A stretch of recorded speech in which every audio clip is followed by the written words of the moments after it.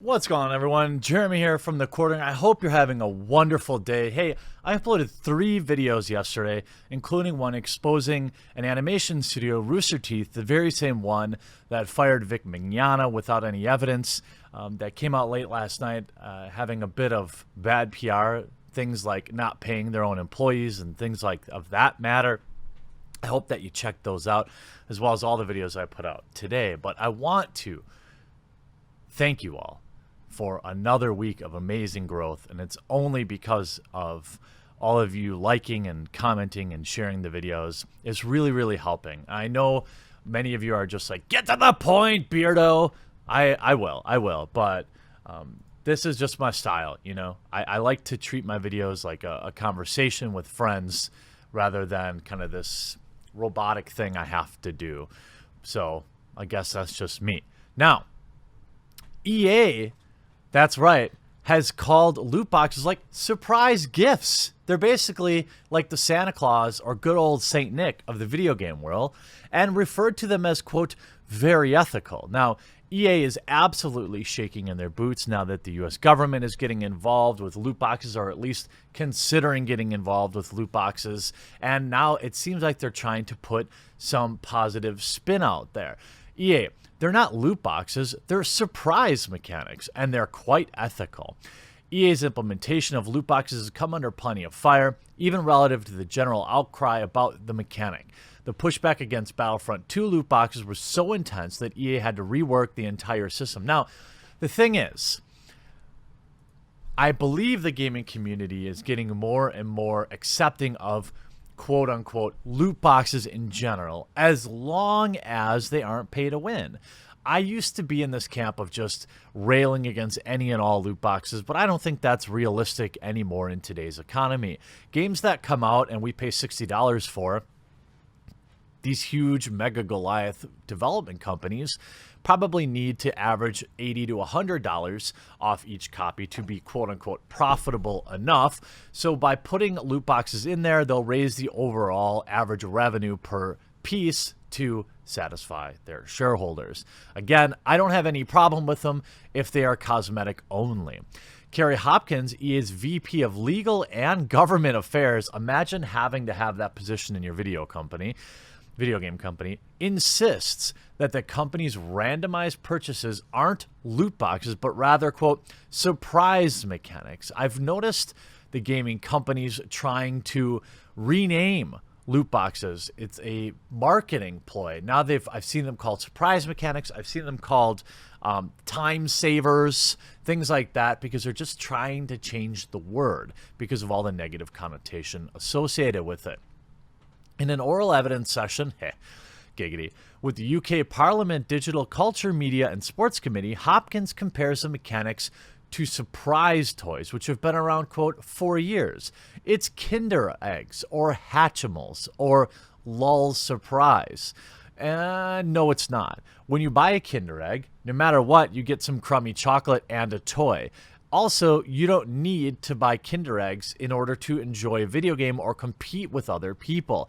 In response to questions from National Security Party MP Brendan O'Hara, Hopkins says that, quote, we think the way that we have implemented these kinds of mechanics, and FIFA, of course, is a big one, our FIFA Ultimate Team and our packs, is actually quite ethical and quite fun, quite enjoyable to people.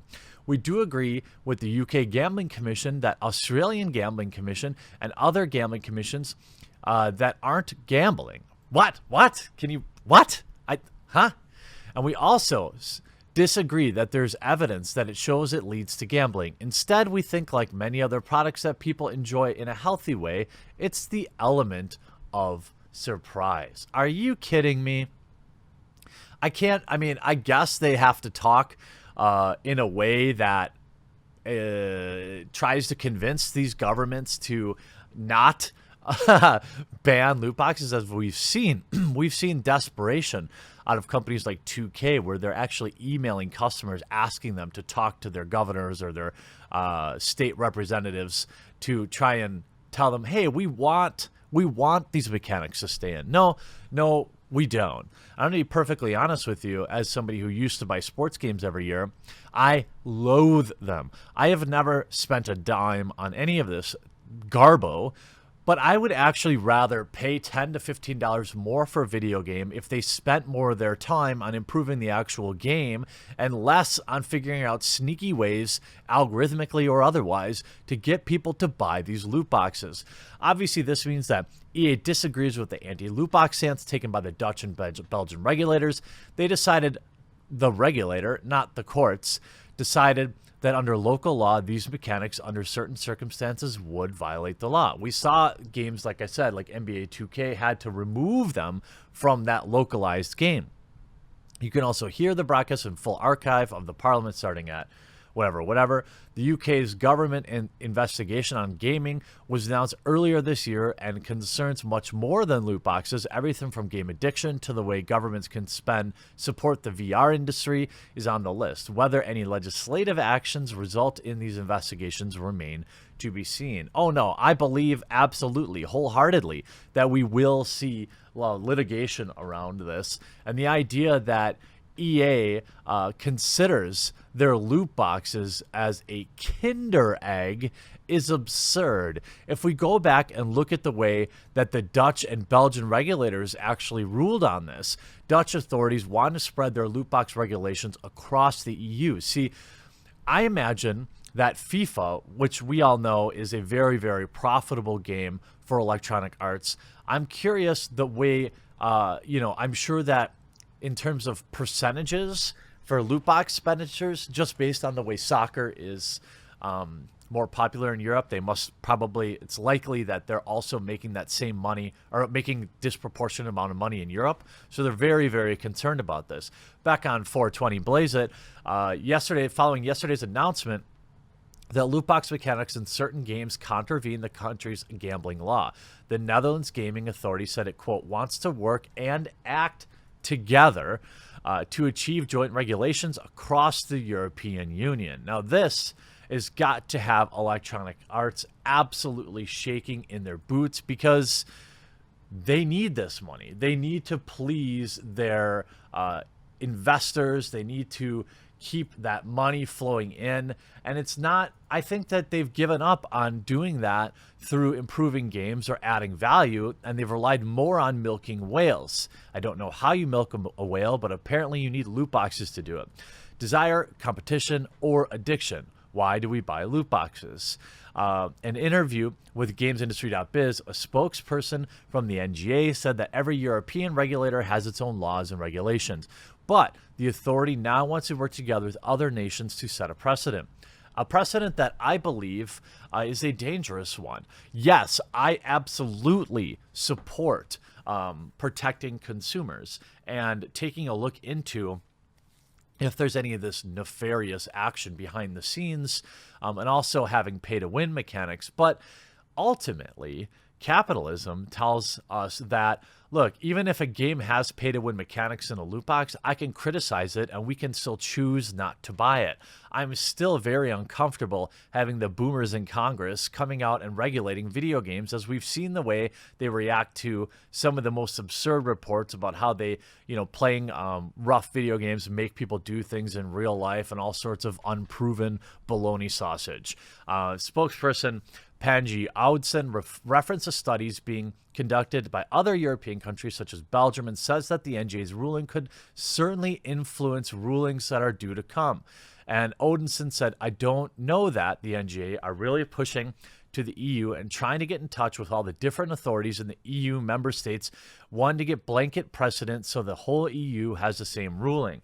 And once the EU does it, the interesting thing will be who follows suit and how quickly they follow suit. The introduction of an EU-wide ban on certain forms of microtransactions would be far more significant impact on current practice other than that of individual countries. Together in Belgium and the Netherlands, have a population around 30 million, and while Europe has a total population of 750 million, a potential audience that few Western developers could afford to do without. Now, we absolutely have seen certain states here. Washington State, I believe, is one. We've seen states take stances against loot boxes. And again, it's a complex issue. I honestly would rather see no regulation. I would rather see more people covering and uncovering how possibly these pay-to-win mechanics exist in the game, because I think if you can cover that enough and convince enough people to not buy the game, we can disincentivize these developers from putting them in the game. Will there be people that always buy them knowing full well? Sure, but it's also their choice. I mean, nobody's forcing them to play video games. We're not talking about like something that you need to live. We're talking about a video game.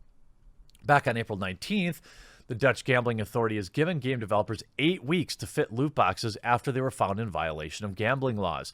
The Dutch authority investigation in in-game loot boxes has found that 4 of 10 games examined violate laws. Now, what were they all? I'm not sure that there was a list at the time, but we do know that NBA 2K was one, and I'm sure FIFA was another. Through the other 6 games investigated do not include loot box prizes, which can be sold on a third-party site. The Gambling Authority likened loot boxes to a roulette wheel or a fruit machine. I assume that means like, I don't know, a slot machine, and emphasize the potential danger to children. I call on game companies not to make loot boxes accessible to children anymore and remove the addictive elements.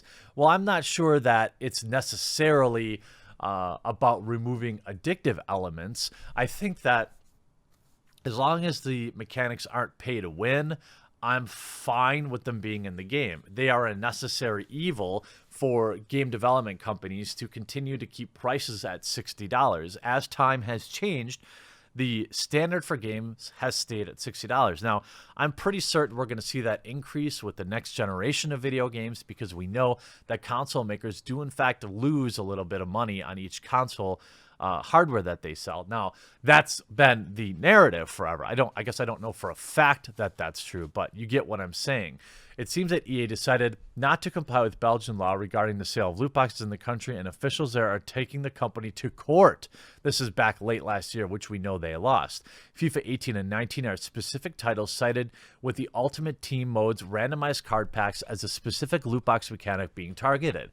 Now, to equate this to game that I know a lot about, something like Magic the Gathering, okay, those booster packs, in my opinion, because they have real world cash value, are also very close to having the same type of mechanics, the same real world loot boxes. This is something that we've talked about in the trading card world for a very long time.